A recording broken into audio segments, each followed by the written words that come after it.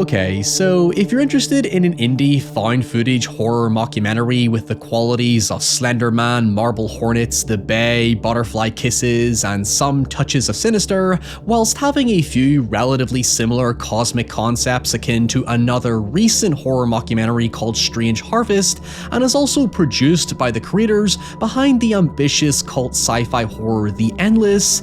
then with that mouthful, Man Finds Tape might be for you.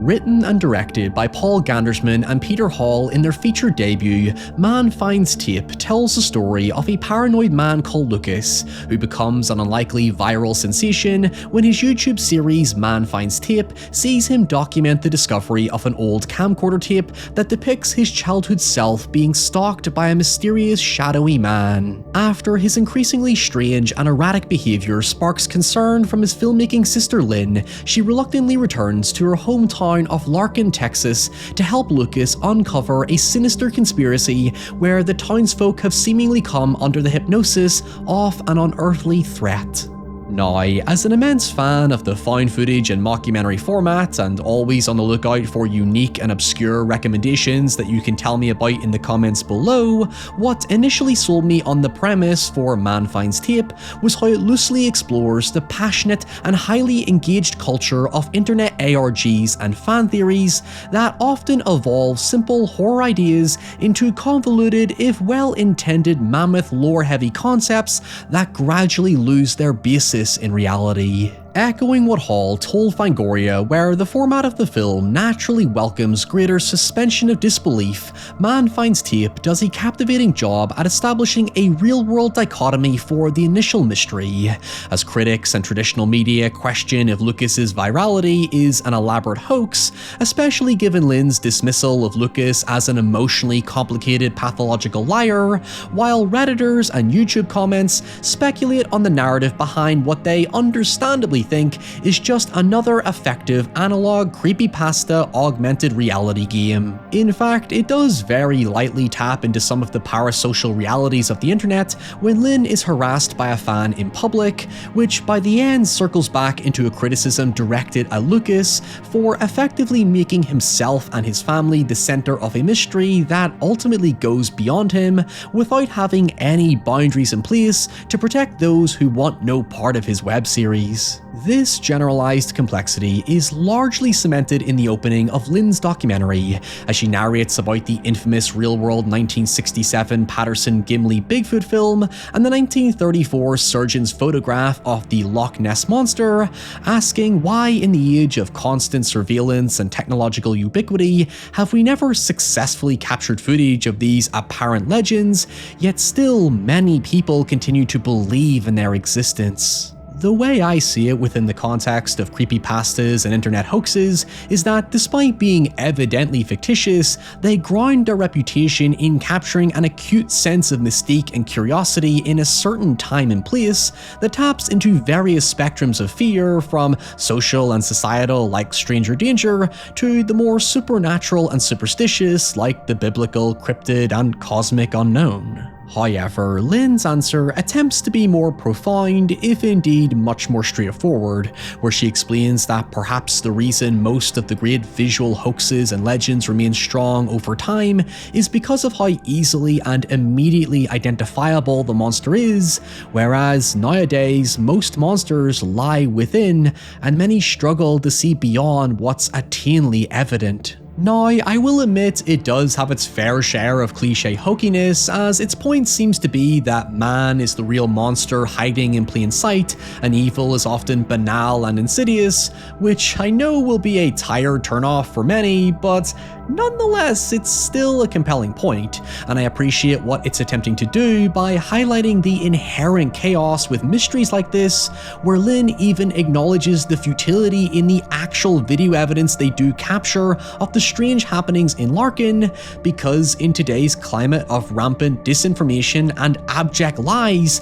of course the truth is forever tainted when we dump everything online and leave it up to speculation, discourse, and commentary to muddy the facts.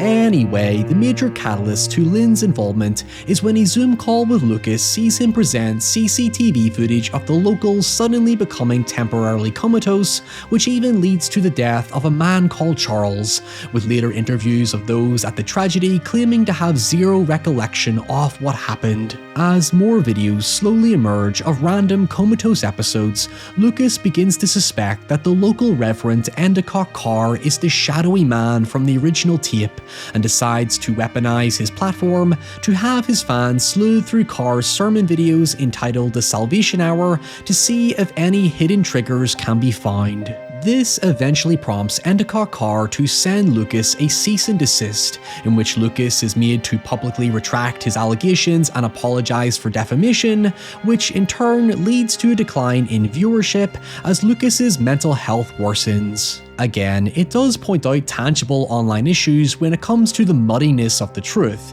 Remember, Lucas is sincere about his discoveries, but the internet doesn't know this, especially considering Lucas himself is proven to be too terminally online as he argues with his audience through response videos, which only further call into question if he's doing this purely to rage bait engagement or he is in dire need of a support bubble. The thing is, whether indirectly or not, the film does have an extremely loose meta, possibly fourth wall breaking quality to it that reinforces the core conceit of an ambiguous creepypasta ARG that not only celebrates the quirks and curiosities of the community itself, but actively engages with you as the viewer to question the reliability of the characters. Hell, Lynn literally says as much. Despite some inherent cliche and tedium, it takes a lot of value from Butterfly Kisses by maintaining tremendous restraint in its horror until the climax. In fact, as plainly obnoxious as it was, the film even jumps around its own timeline like many current analog horrors, where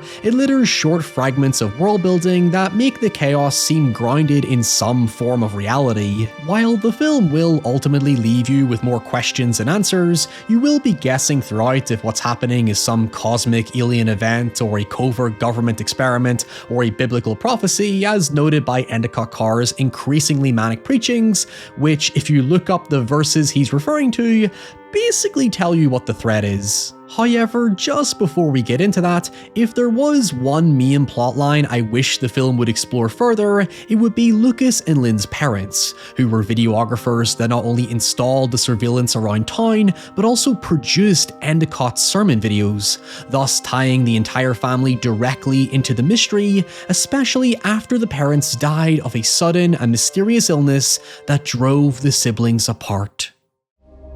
So, at this point, what the hell is actually going on? Well, I did warn you that events would be left ambiguous to tap into the precise blue balls teasing most ARGs and internet horrors often are. Eventually, we learn that Lucas has a turbulent relationship with his girlfriend Wendy, after he discovers she is acting as a surrogate for Endicott and carrying his child, which naturally means we are heading in the direction of an Omen Antichrist prophecy. However, the story then introduces a stranger unaffected by the comatose events, and the story